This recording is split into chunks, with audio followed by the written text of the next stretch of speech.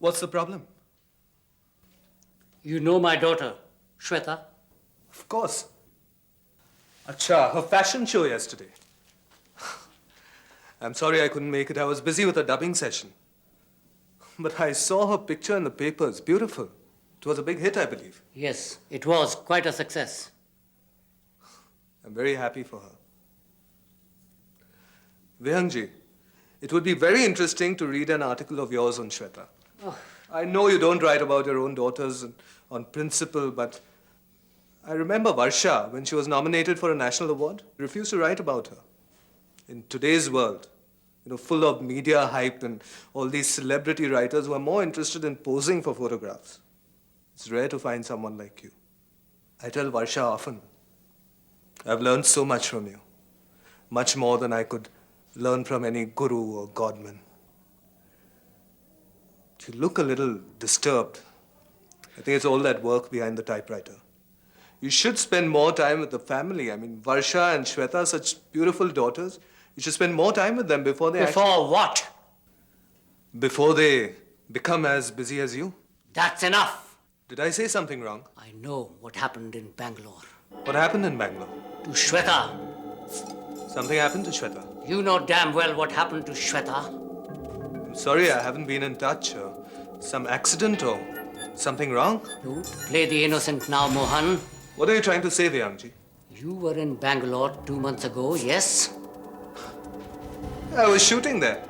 And you went to Shweta's house, did you not? She invited me over. She was quite keen that I go there. And you did? Yeah. And then what happened?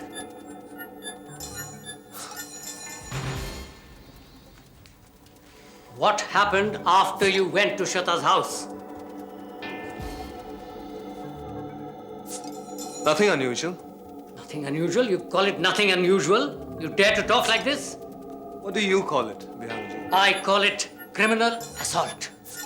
Criminal assault? Rape.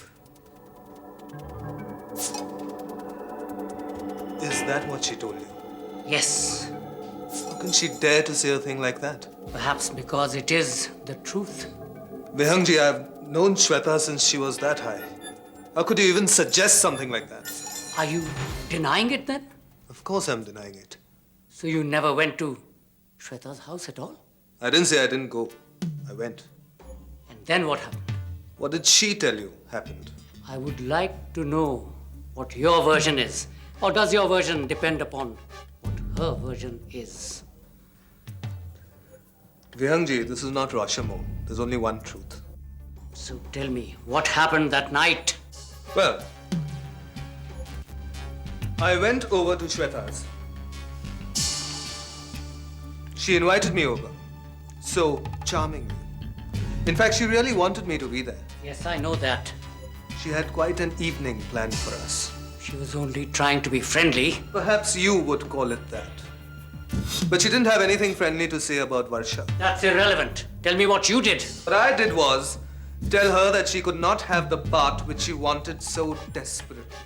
Because I had already committed it to Varsha. And then? I left. Is that all? What else? I had a busy schedule. But that's impossible. You're leaving out something. I'm giving you the authentic version. Uncensored. So then you didn't spend the night with Shweta? No. I must take your leave now. I'm sorry that this misunderstanding had to occur. Please say goodbye to Bhabiji from me.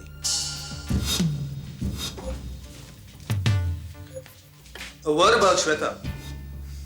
She's a very beautiful woman, but she's also a very shrewd woman. Be careful.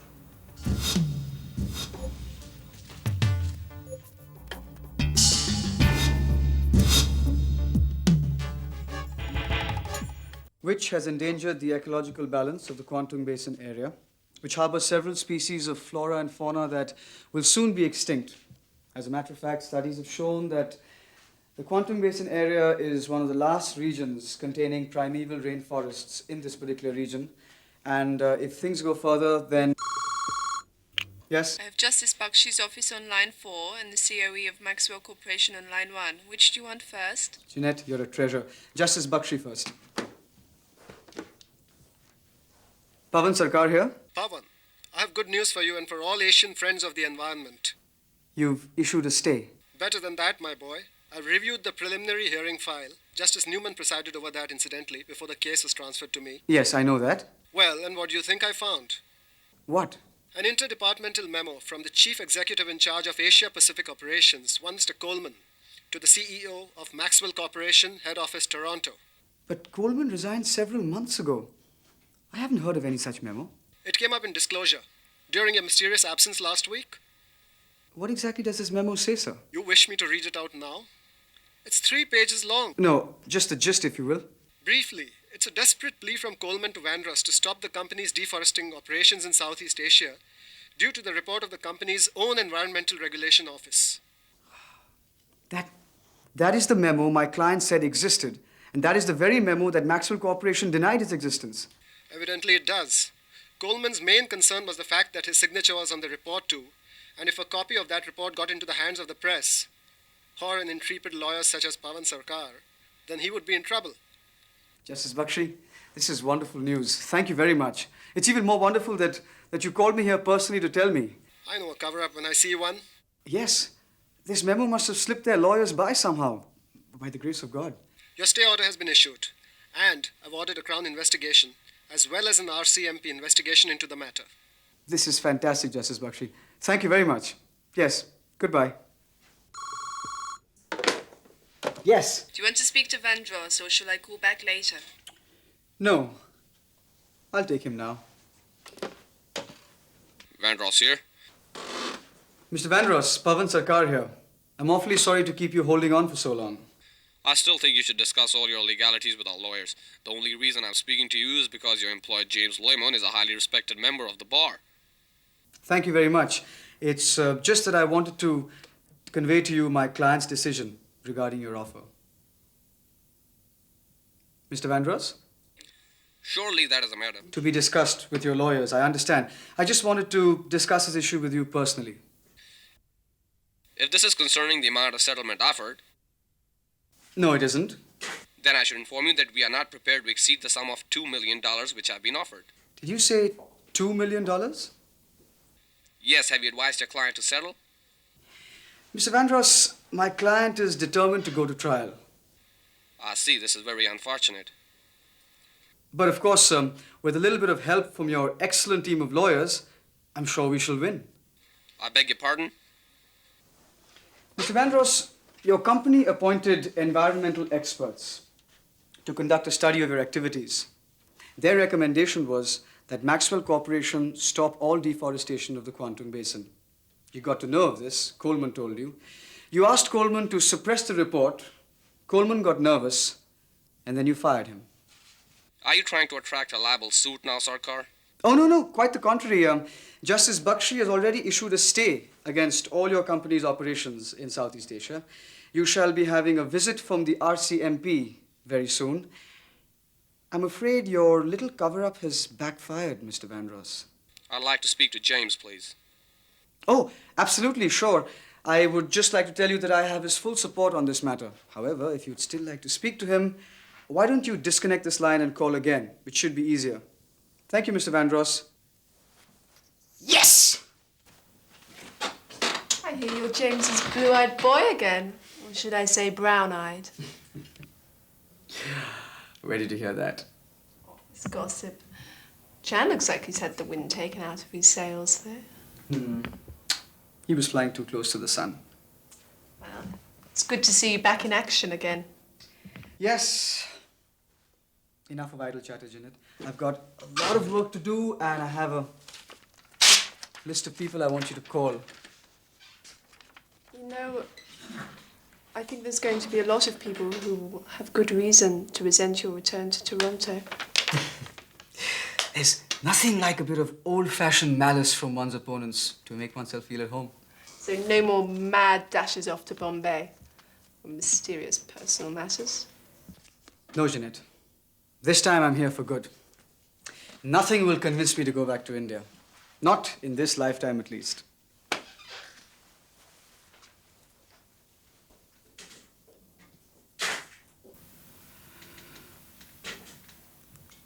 I'm never going back there.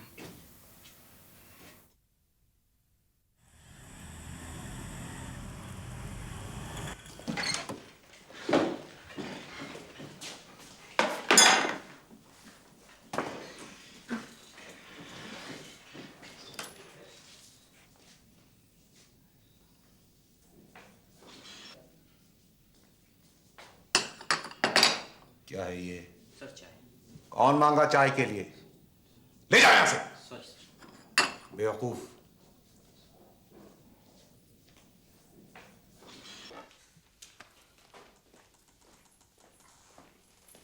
क्या है? मुझे ACP साहब से मिलना है। अरे ACP साहब का मूड बहुत खराब है आज। क्यों भाई? अरे वो मैनेजर ने कुछ लफड़ा किया था। ठीक है।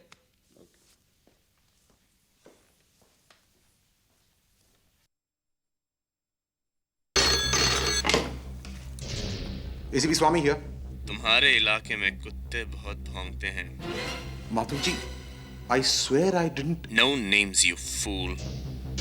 Sir, it is this Menezes. He's making me feel very upset, sir. So it is true. He has reopened the Jonathan Parker case. He came to me for permission. I refused. Then he goes behind my back, this bloody scoundrel, and obtains the signature of another ACP. And now that ACP, sir, he calls me and asks me what is this going on? Why is one of my departmental people coming to him for signature? Even I would like to know why. Sir, this Menezes is really getting out of hand. So is our Firangi friend. Yes, sir, that too. The nurse's murder. Very bad, sir. All this must stop, or the people doing this must be stopped. So the Firangi job, yes. But Menezes, sir, he's a police officer. Either you stop him, or you won't be a police officer much longer. Hello, sir, but, hello. Hello?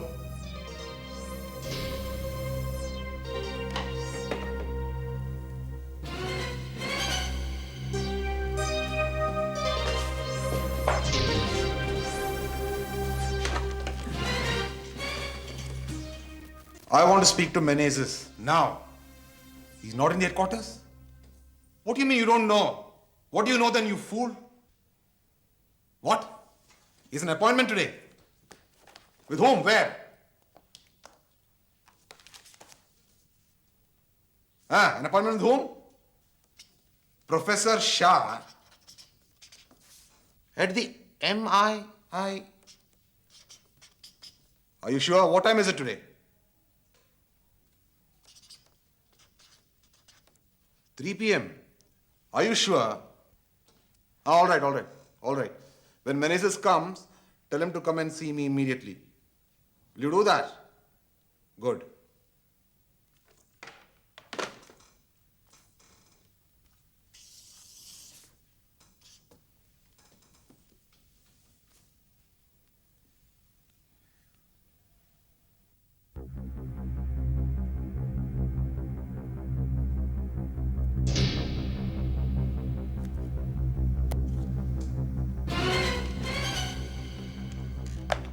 Operator, this Professor Shah of the Management Institute of India, you have his number, no? Get him on the line for me. Not Menezes, you fool. Professor Shah. Hello? Professor Shah? This is the Assistant Commissioner of Police, Swami here. I want to speak to Professor Shah. It's an urgent matter. Will you please put him on the line for me? Yes. Hello, Professor Shah? This is ACP Swami here. I believe one of my junior officers, Mr. Menezes, has an appointment with you today at 3 p.m. Yes. Professor, I'm calling you up to inform you that that appointment stands cancelled. Yes. And in fact, I have a request to make. Please do not speak to him or divulge any information whatsoever under any circumstances. All right, Professor. Yes. Thank you. Have a good day. All right.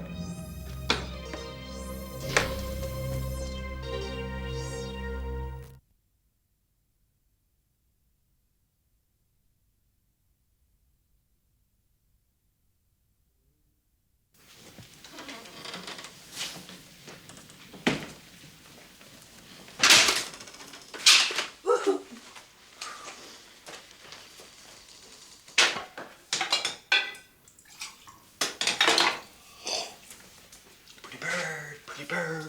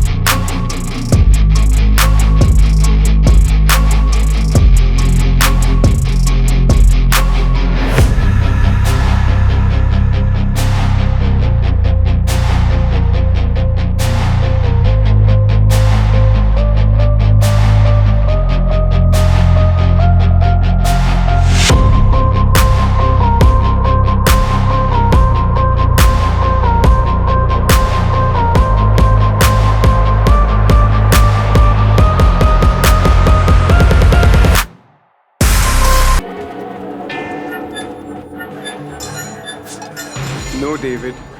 You are the one who is going to be dead.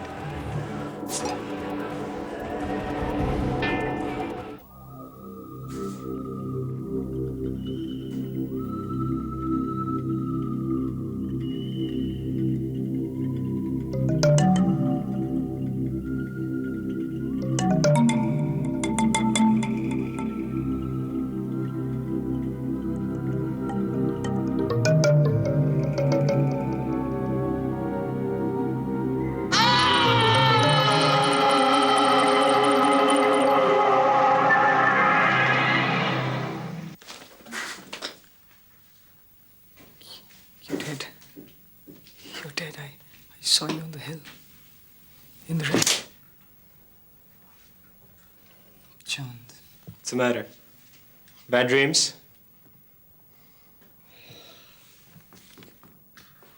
I've been asleep 2 hours.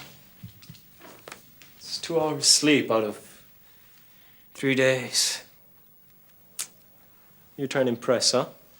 James, the other senior associates? Looking for another career move up at my expense? Chand, I have to work. Work. Call this hustling work. Don't ever mention that word in my presence again. What? Hustler? How about shyster, ambulance chaser, fly-by-night, desperado, hub-oven? Any of those labels ring a bell? You bill by the hour, don't you, Chand? So shouldn't you be working on a case? I'm on my coffee and donut break. Coffee I had. You're my donut. Better warn you, I'm a harder nut to crack than you think. That's all right. I brought my nutcracker with me. He pulls out a fax with a flourish. Has a nice ring to it. Has possibilities as a major Billboard Top 40 hit. Since you seem to be in the mood, here's a fax for you. Get out of my cabin. I guess I will. For the moment. You see, I would want to have the whole place redecorated before I move in. To get me out, you'll have to put me in a body bag. That might happen sooner than you think. Are you trying to threaten me? Not me, buddy. I would never do anything to you. You can say you've threatened your own existence. Chand, what the devil are you babbling about? And then he fluttered the fax in his face. Hey, I should be a writer, huh?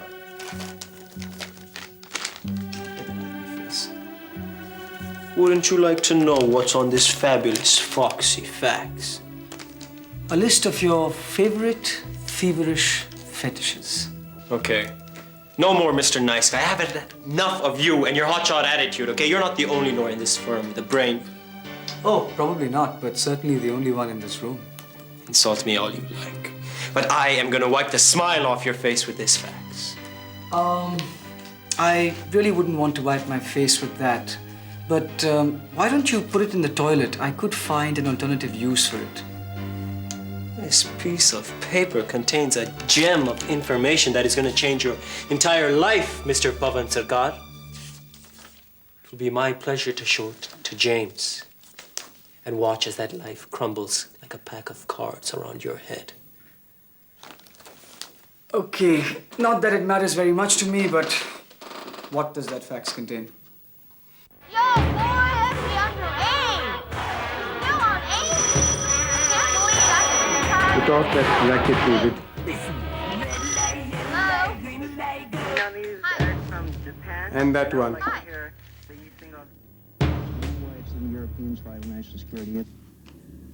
That's odd. What? I would have left that on if I was you to drown out the sound of the gunshots. I don't need them, David. I've got something better. I believe you've been doing some shooting and cutting on your own since the last time we met. You know how it is, Randy. Live a little, kill a little. In that case, David, it's time now to kill a little.